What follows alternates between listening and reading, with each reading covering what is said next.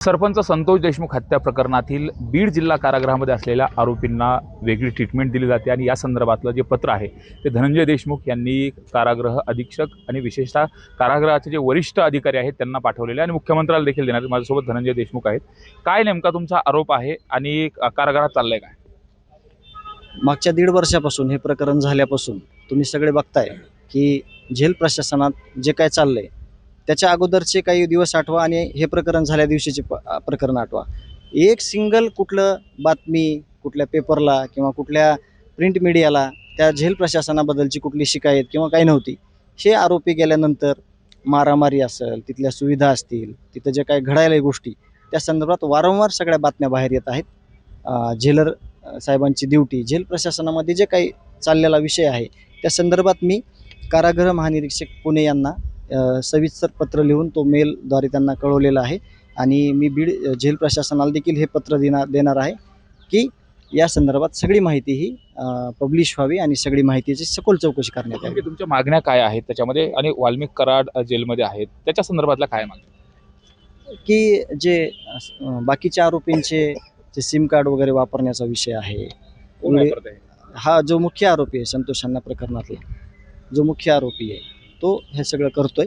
कारण का तिथं आसपासच्या परिसरातले बीड जिल्ह्यातले बाकी देखील जे काही आरोपी आहेत ते तिथं राहतात, ते त्यांच्या डोळ्यानं तिथं काय घडतं ते बघतात आणि बऱ्याचशा गोष्टी आहेत त्या मी ह्याच्यामध्ये मेन्शन केलेल्या आहेत अर्जामध्ये आणि ह्याची चौकशी झाली पाहिजे या संदर्भातील हे पत्र आहे. जेल ट्रान्सफरची आणि जेल बदली करण्याची देखील मागणी करा. हा, जेल ट्रान्सफरचीच मागणी आहे. ह्याच्या अगोदर पण एकदा केली होती, पण आत्ता प्रामुख्यानं याचं गांभीर्यानं दखल घेऊन लवकरात लवकर हे जेल बदलीचं केलं पाहिजे.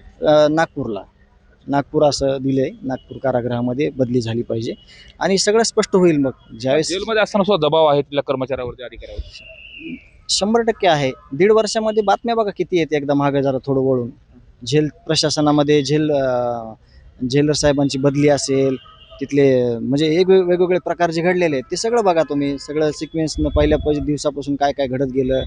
मारामारी होते, आज मारामारी होते, उद्या लगेच ते सगळं प्रकरण मिटतं. ह्या सगळ्या गोष्टी तुम्ही बघा. मात्र जेलमध्ये VIP ट्रीटमेंट पण दिली जाते का? तुम्ही जे पत्रामध्ये लिहिलंय की एक वेगळ्या पद्धतीनं कुठेतरी राजकीय वजन वापरून त्यांना सुविधा दिल्या जातात. आता मी ह्याच्यात मेन्शन केलंय सगळं. ह्याच्यामध्ये जवळपास 4, 5, 6 मागण्या 7 मागण्या आहेत सगळ्या. ह्याची सगळी चौकशी झाल्यावर या संदर्भात मी बोलण्यापेक्षा मला एवढा म्हणजे ह्याच्यात विश्वास आहे की 100% तुम्हाला देखील कळेल.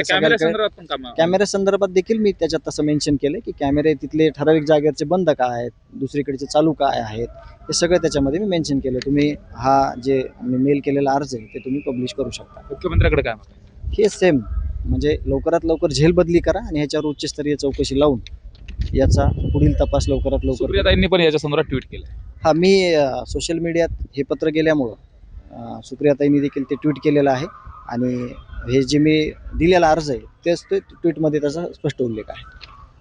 धनंजय देशमुख यांनी सरपंच संतोष देशमुख हत्या प्रकरणातील जे मुख्य आरोपी आहेत त्यांना जिल्हा कारागृहामध्ये वेगळी ट्रीटमेंट दिली जाते आणि विशेषतः या संदर्भात त्यांनी तक्रार देखील दिलेली आहे आणि मुख्यमंत्र्याला देखील भेटणार आहे. त्यामुळे नेमकं संतोष देशमुख हत्या प्रकरणातील आरोपींना जेल प्रशासन नेमक्या सुविधा काय देते, जवळपास 7 मुद्दे आहेत त्यांच्या पत्रामधले आणि त्या अनुषंगाने आता चौकशी होणार का आणि याचं सत्य बाहेर येणार का पाहणं महत्त्वाचं आहे. सुरेश जाधव, न्यूज 18 मराठी, बीड.